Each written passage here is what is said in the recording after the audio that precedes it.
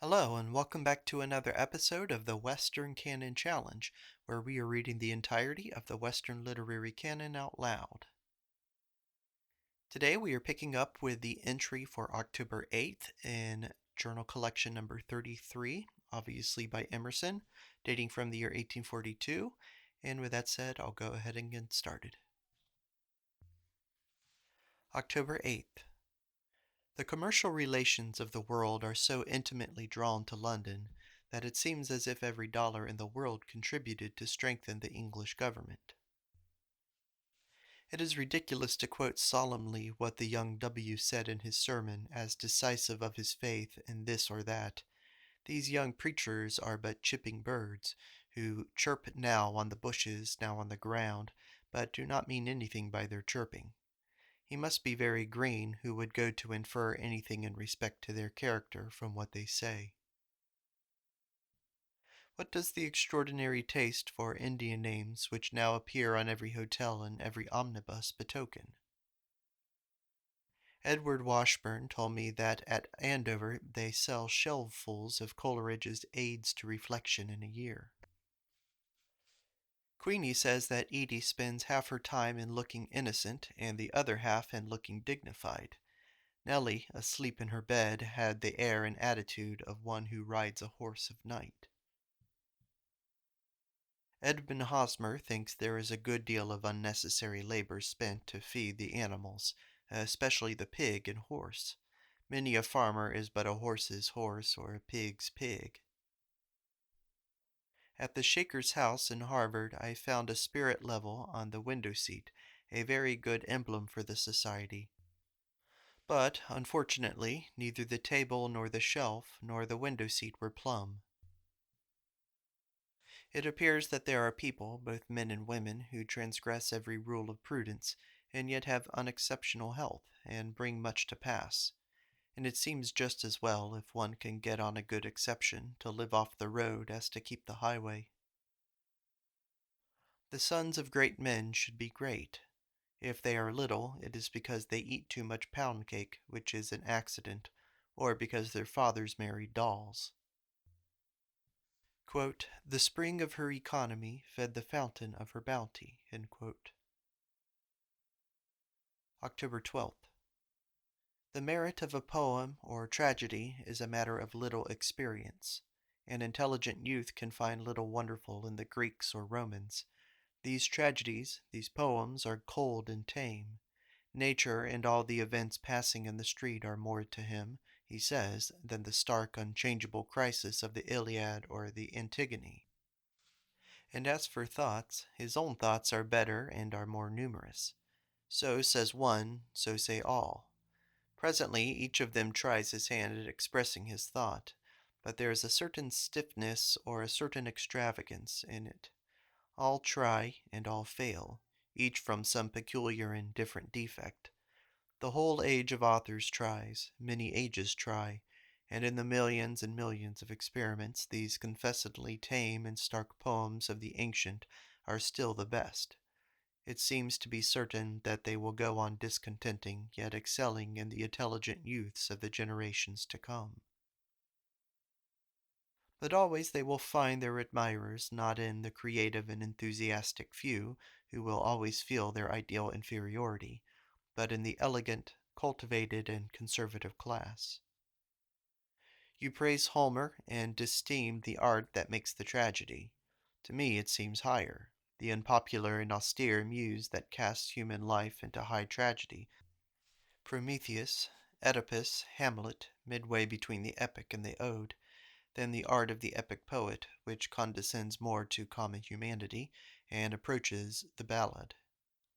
Man is 9 parts fool for 1 part wise, and therefore Homer and Chaucer more read than Antigone, Hamlet, or Comus. Making money. Men think there is some magic about this. The worst times that ever fell were good times to somebody. There is always someone in the gap. He is shallow who rails at men and their contrivances, and does not see divinity behind all their institutions and all their fetishes, even behind such as are odious and paltry. They are documents of beauty also. The practice of prayer is not philosophical. There is somewhat of absurd and ridiculous in it to the eye of science. It is juvenile and like plays of children, though nonsense, yet very useful and educative nonsense. Well, so with all our things. The prosperity of Boston is an unexpected consequence of steam communication. The frightful expenses of steam make the greater neighborhood of Boston to Europe a circumstance of commanding importance, and the ports of Havre and Liverpool are 2 days nearer to Boston than to New York. This superiority for the steam post, added to the contemporaneous opening of its great lines of railroad, like iron rivers, which already are making it the depot for flour from western New York, Michigan, Illinois, promise a great prosperity to that city. I woke with a regret that I had made a bargain at B, and had not rather thrown myself wholly on their sense of justice. The Olympian must be Olympian in carriage and deeds wherever he can be symmetrically, not rudely, and he must dare a little and try Olympian experiments. Well, courage, and do better again. A man cannot free himself by any self-denying ordinances, neither by water, nor potatoes, nor by violent passivities, by refusing to swear, refusing to pay taxes, by going to jail, or by taking another man's crop, or squatting on his land. By none of these ways can he free himself, no, nor by paying his debts with money. Only by obedience to his own genius, only by the freest activity in the way constitutional to him, does an angel seem to arise and lead him by the hand out of all wards of the prison. Pecunia est alter sanguis. The seamstress's wax, the woodman's axe, these pay the tax. I think Dr. Channing was intellectual by dint of his fine moral sentiment, and not primarily. His paper on Milton contained the true doctrine of inspiration. Quote, Milton observes higher laws than he transgresses. When the friend has newly died, the survivor has not yet grief, but the expectation of grief. He has not long enough been deprived of his society to feel yet the want of it. He is surprised, and is now under a certain intellectual excitement, being occupied and in a manner amused by the novelty of the event, and is exploring his changed condition. This defends him from sorrow. It is not until the funeral procession has departed from his doors, and the mourners have all returned to their ordinary pursuits, and forgotten the deceased, that the grief of the friend begins. In the midst of his work, in the midst of his leisure, in his thoughts which are now uncommunicated, in his successes which are now in vain, in his hopes which now are quickly checked and run low, he sees with bitterness how poor he is. As it is with the mourner, so it is with the man of virtue in respect to the practice of virtue. The evil practice of the country and the time is exposed by some preacher of righteousness, and after some time the land is filled with the noise of the reform. Men congratulate themselves on the great evil they have escaped, and on the signal progress of society.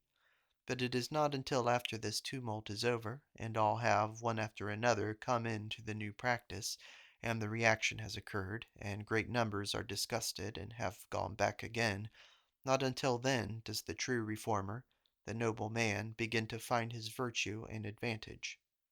Through the clamor he has said nothing. He embraced the right which was shown at once and forever. Now society is back again where it was before, but he has added this beauty to his life. La Pt.8. You can do two things at a time, and when you have got your pockets full of chestnuts and say, I have lost my half hour, behold you have got something besides, for the tops of the silver mountains of the white island loomed up whilst you stood under the tree, and glittered for an instant. Therefore there is no peau de chagrin. Life. Everything good, we say, is on the highway.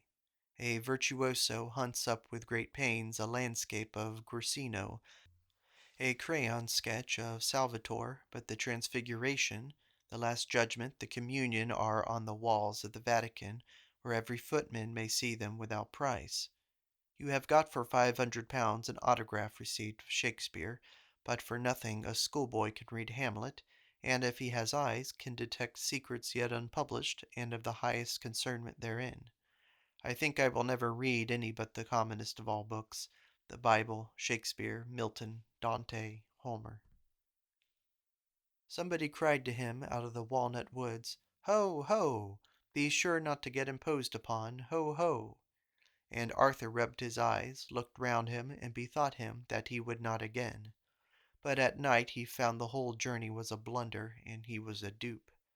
The next morning when he woke he heard his old neighbor calling to the cattle in the yard under his window, and when Arthur looked out the man said, "Ho, ho! Be sure you don't get imposed upon, ho, ho!" Forewarned, thought Arthur once more. The Sannup and the squaw do not get drunk at the same time. They take turns in keeping sober, and husband and wife should never be low-spirited at the same time, but each should be able to cheer the other. We learn with joy and wonder this new and flattering art of language, deceived by the exhilaration which accompanies the attainment of each new word. We fancy we gain somewhat. We gain nothing. It seemed to men that words come nearer to the thing, describe the fact, were the fact. They learn later that they only suggest it. It is an operose, circuitous way of putting us in mind of the thing, of flagellating our attention. That this was slowly discovered. With what good faith these old books of barbarous men record the genesis of the world, their best attempts to narrate how it is that star and earth and man exist run out into some gigantic mythology which, when it is ended, leaves the beautiful principal facts where they were, and the stupid gazing fabulist just as far from them as at first. Garrulity is our religion and philosophy. They wonder and are angry that some persons slight their books and prefer the thing itself. But with all progress this happens, that speech becomes less and finally ceases in a noble silence. I am only here to see. Droll privilege of spectatorship that we all feel. I have an unquestioning presumption on hearing that a good man is coming by, that this man is true, consistent, and his conscience greatly more faithful and effective than mine. And unluckily he has not the same feeling respecting me and others, that not he, but I and they are the responsible persons. In our parties there is no great difference. The Democratic party is not more human than the Whig. I think the leaders in my little experience to be worse men than the Whig leaders. I think their democracy no more principled than the conservatism, that it is only a little worse Whiggism. They have no higher objects. To vote at all for either party is Whiggism, and it is only a little more to vote for those whose bias is conservatism. I have many points of sympathy with the Whigs in these "dregs of Romulus," and I cannot for a moment permit these profligate Tammany Hall and Morning Post adventurers to represent the cause of humanity and love. It is odious that our fine geniuses should all have this imperfection, that they cannot do anything useful. Cheerfulness is so much the order of nature that the superabundant glee of a child lying on its back and not yet strong enough to get up or to sit up, yet cooing, warbling, laughing, screaming with joy, is an image of independence, which makes power no part of independence. Queenie looks at Edie kicking up both feet into the air, and thinks that Edie says, "The world was made on purpose to carry round the little baby, and the world goes round the sun only to bring tiddy time and creeping on the floor time to the baby."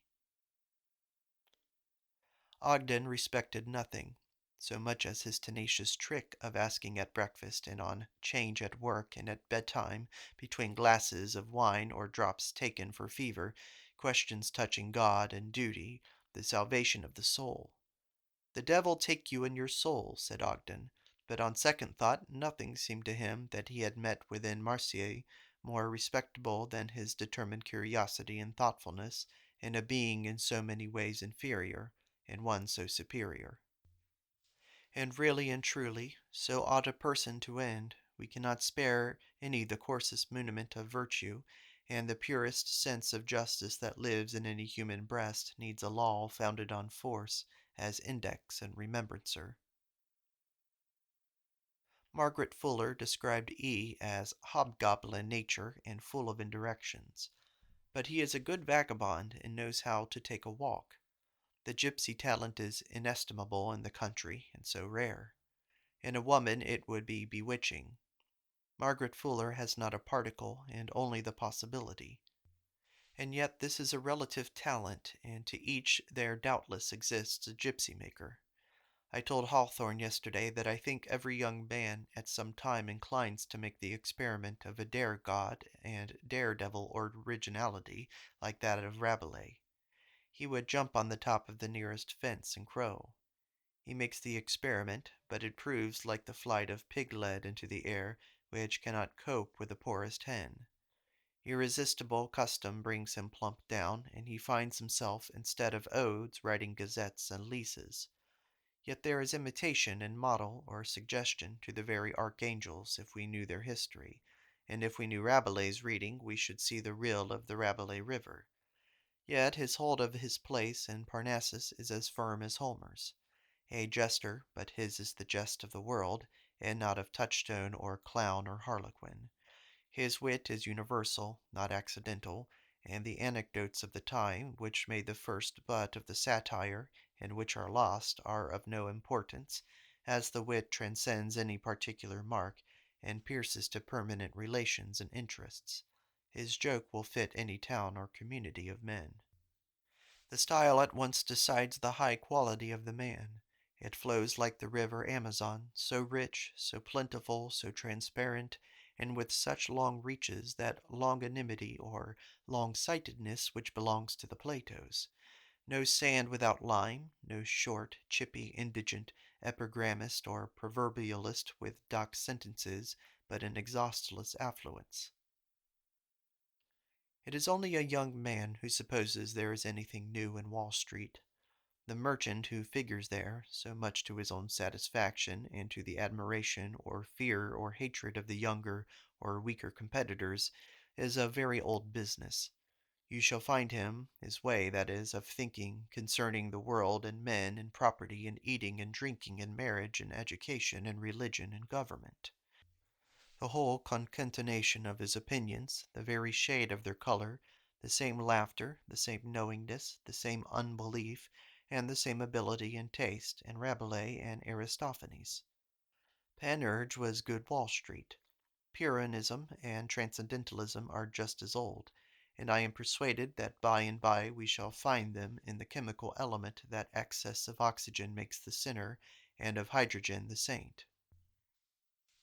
Quote, "My evening visitors," said that excellent Professor Fortinbras, "if they cannot see the clock, should find the time in my face. As soon as it is 9, I begin to curse them with internal execrations that are minute guns."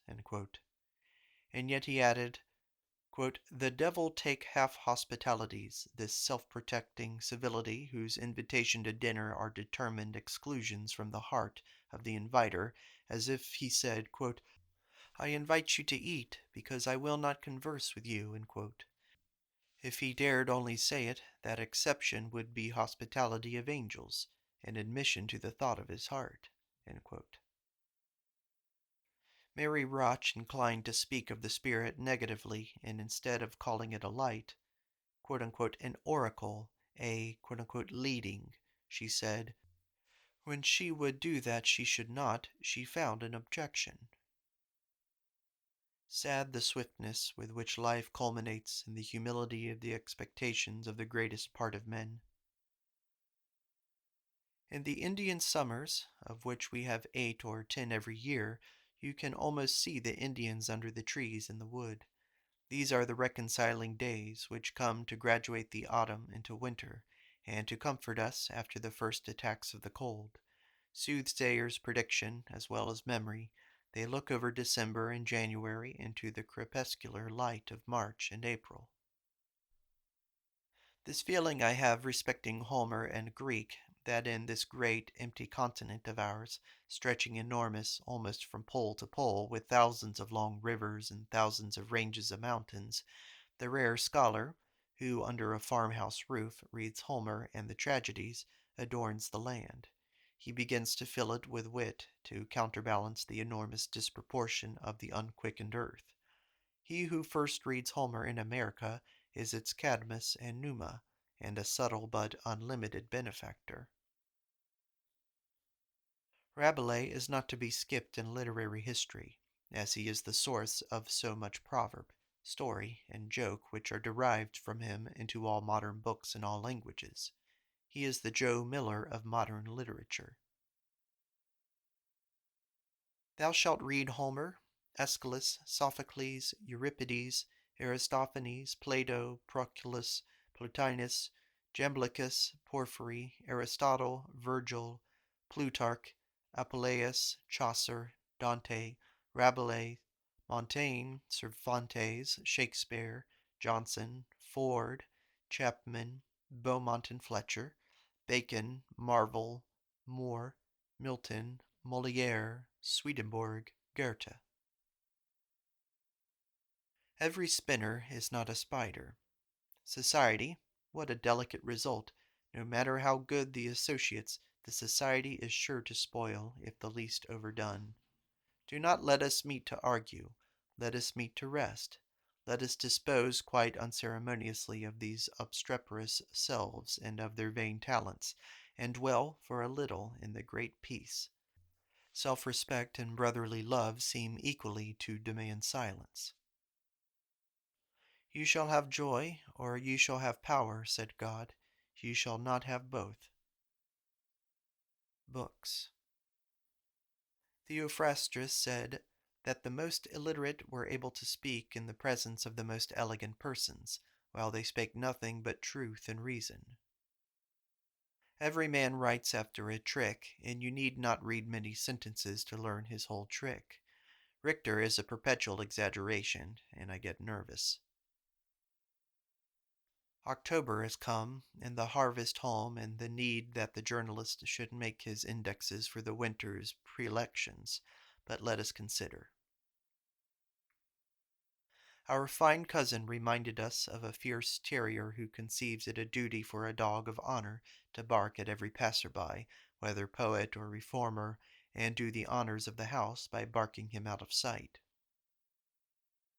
Men are delicate ware to bring across the sea, more delicate than Sèvres, porcelain, and glass, or than tropical fruit, for the least non-reception of them in the thought and heart of those to whom they come makes cruelty, futility, and confusion. The thought that at once occurred when the strangers came was, Have you been victimized in being brought hither? Yea or nay? Or, prior to that, answer me this, Are you victimizable? Then will you waste my time? Or are you afraid I shall waste yours? If so, we shall agree like lovers. October 19th. To his Aunt Mary. Nothing has occurred to interest us so much as Dr. Channing's departure, and perhaps it is saddest that this should interest us no more. Our broad country has few men, none that one would die for, worse, none that one could live for. If the great God shined so near in the breast that we could not look aside to other manifestations, such defamation of our Channings and Websters would be joy and praise. But if we are neither pious nor admirers of men, I wish you would write me what you think, after so long a perspective as his good days have afforded of your old preacher. For a sick man, he has managed to shame many sound ones, and seems to have made the most of his time, and was bright to the last month and week.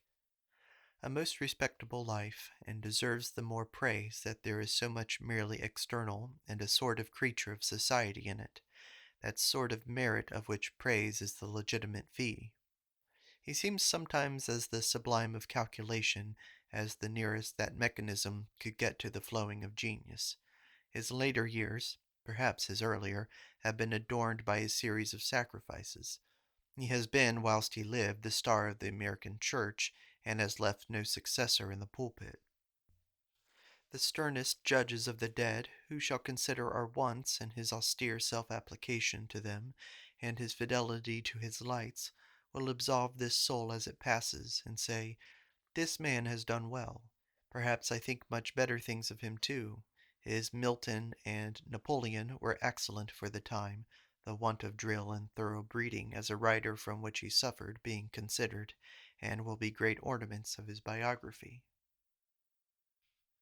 We are very ungrateful, but we do not willingly give the name of poet to any of the rarest talents or industry and skill in metre.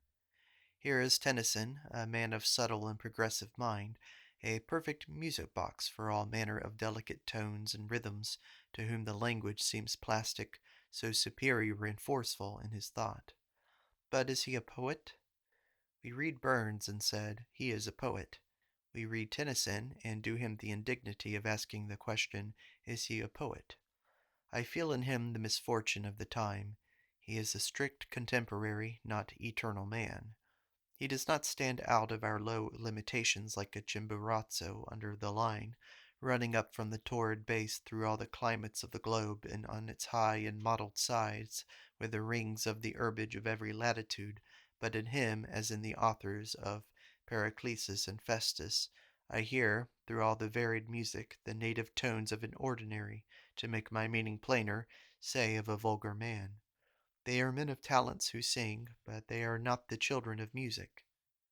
The particular which under this generality deserves most notice is this, and it is a black ingratitude to receive it so, that the argument of the poem is secondary, the finish of the verse is primary. It is the splendor of the versification that draws me to the sense, and not the reverse. Who that has read the Ode to Memory, or the Poet, the Confessions of a Sensitive Mind, or the Two Voices, remembers the scope of the poem when it is named, and does not rather call it to mind some beautiful lines, or when reading it does not need some effort of attention to find the thought of the writer, which is also rather poor and mean.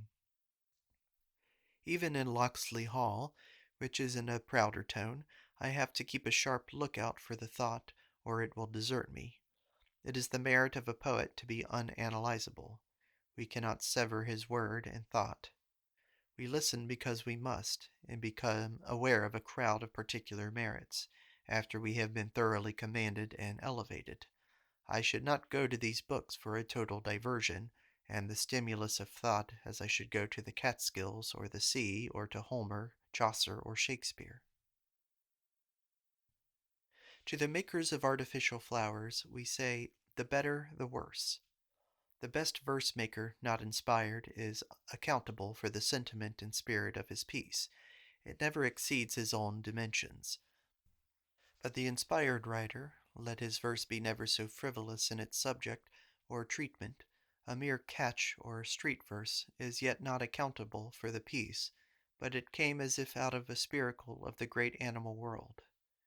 Therefore, these little pieces about owls and autumn gardens and sea are not tinged with London philosophy, which makes all the best pieces disconsolate preachers, but are quite independent of Mr. Alfred Tennyson, and are natural.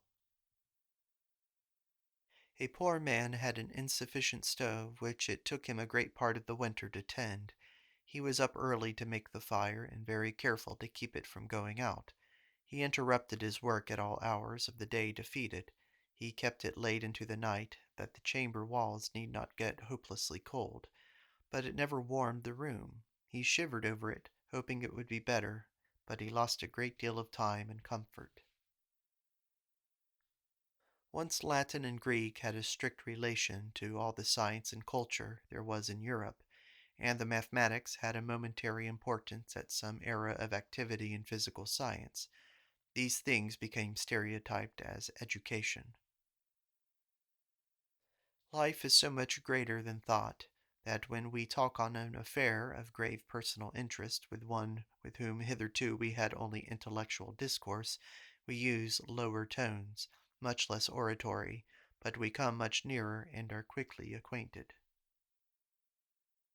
October 26th.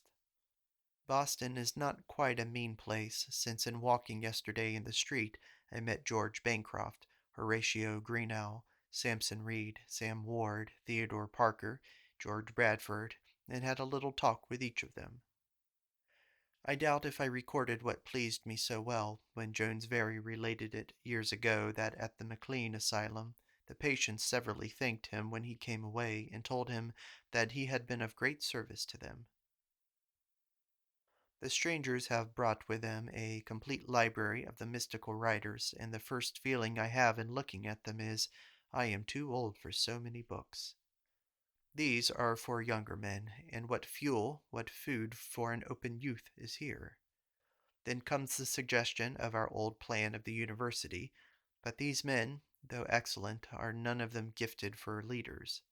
They are admirable instruments for a master's hand, if some insinuating Pythagoras, some marshalling Mirabeau, some royal Alfred were here.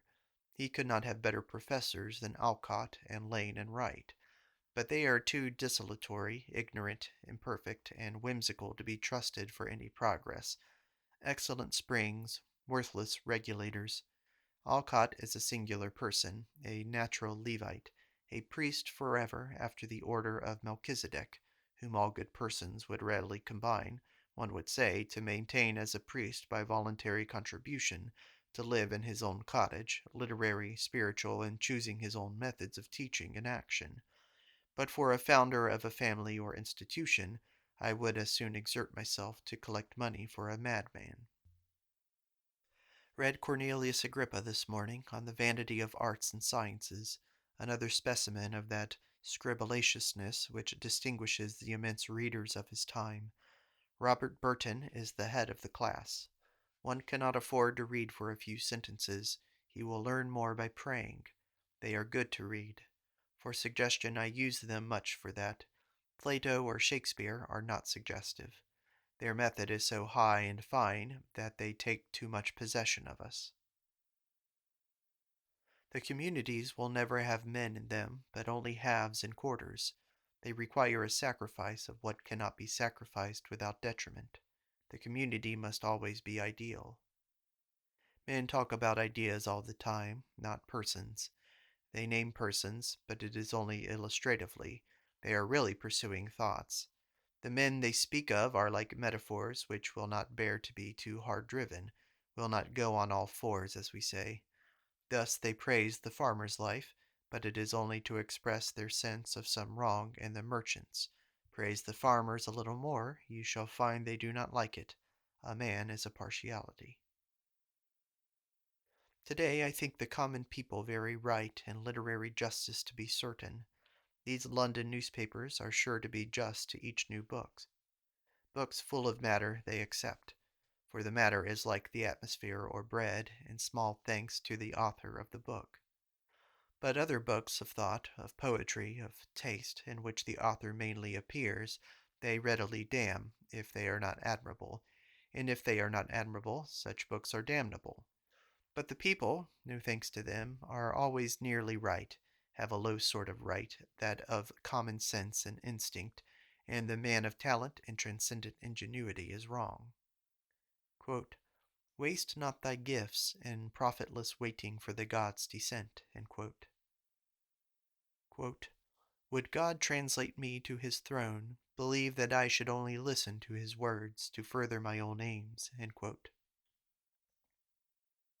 Paracelsus is written for a natural history of a scholar who, following his ambition through great successes, at last finds himself arrived at being a quack. He is too proud for this, very impatient of quackery, and tells his friend that he cannot afford to spare the luxury of being sincere to one friend, so unbosoms himself to him, and in all scorn and bitterness depicts the quackery and the barrenness of his results, and the despair into which he seems sinking. And here the poet leaves him, a disease without a remedy. The laws of disease are as beautiful as the laws of health, say the physicians, and the poet is of that mind, and so contents himself with painting, with great accuracy and eloquence, the symptoms. But the poem is withering, the wolfish hunger for knowledge for its own sake. Lane and Wright, our friends, have brought with them 1,000 volumes, making, no doubt, one of the best mystical libraries in the world, and 12 manuscript volumes of J.P. Greaves, and his head in a plaster cast, and with these professions they think they have brought England with them, that the England they have left behind is a congregation of nothings, spiritless, and therefore not to be taxed or starved or whipped into revolution. Could they not die, or succeed, or help themselves, or draw others? In any manner, I care not how, could they not be disposed of, and cease to hang there in the horizon, an unsettled appearance, too great to be neglected, and not great enough to be of any aid or comfort to this great craving humanity? Few strokes and much color. They draw a lion, and then a small red lion. There is a fact in the mind of the writer, but so near to the known facts in other minds that he does not venture to say it quite simply, lest it should not prove worth saying, but partly conceals it in rich dress and figures. Yet each near fact, like these which Paracelsus celebrates and which George Bradford bemoans, the wolfish hunger for knowledge, which still leaves us hungry, and the defaced and degraded condition of the scholar, as if his heart and bowels had been drawn out, deserves nearest study, for this way of seeing it in men, and Carlyle or whatever dried and so-called dead scholar is only the announcement of the shortcomings of the universe. Nature itself has not been able, up to this moment, to drive her tendencies farther, and the bulletin or gazette in which always she announces her news is a man. So Carlyle, Browning, Bradford must represent the court of God up to the latest dates. We do not care for the topic, but for the speaker.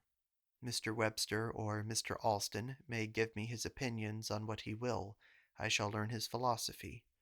For really every point is equidistant from the center, whether it be beets, rutabaga, or the Gnostic sect. The material is nothing. Proportion is all. Fourier, our Paracelsus. Oh, if they could take a second step and a third! The reformer is so confident that all are erect, whilst he puts the finger on your special abuse, and tells you your great want in America. I tell him, yea, but not in America only, but in the universe ever since it was known, just this defect has appeared. But when he has anatomized the evil, he will be called out of the room, or have got something else in his head. Remedied it never will be, but Charles Lane gives a very good account of his conversation with Brownson, who would drive him to an argument. He took his paper and pencil out of his pocket and asked Brownson to give him the names of the profoundest men in America. Brownson stopped and gave him one, and then another, and then his own for a third. Brownson never will stop and listen, neither in conversation, but what is more, not in solitude. Men of aim must always rule the aimless, and yet there will always be singing birds. Union. Many voices call for it, Fourier, Owen, Alcott, Channing, and its effect will be magical.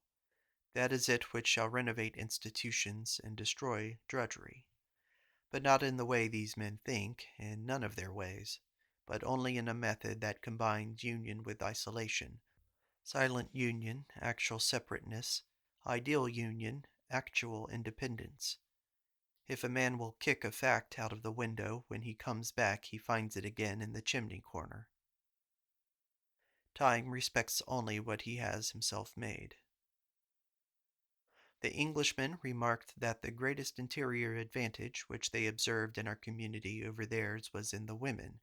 In England the women were quite obtuse to any liberal thought, whilst here they are intelligent and ready. Henry Thoreau made last night the fine remark that as long as a man stands in his own way, everything seems to be in his way, governments, society, and even the sun and moon and stars, as astrology may testify. 'Tis a pity that we should fail in our ambition to live well, since I suppose all considerate persons must agree that, although there is selfishness and frivolity, yet the general purpose in the great number of people is fidelity. Each of us, too, has at home in the shape of woman, who is naturally good, a directing conscience to hold him in the right. And yet we do not better, yet we get on so little way. It seems as if there must be mountains of difficulty to lift. This is the end of part 5 of Emerson's journal collection number 33, dating from the year 1842, when the author was 39 years old. In the next video, we will complete journal collection number 33. Thank you for listening.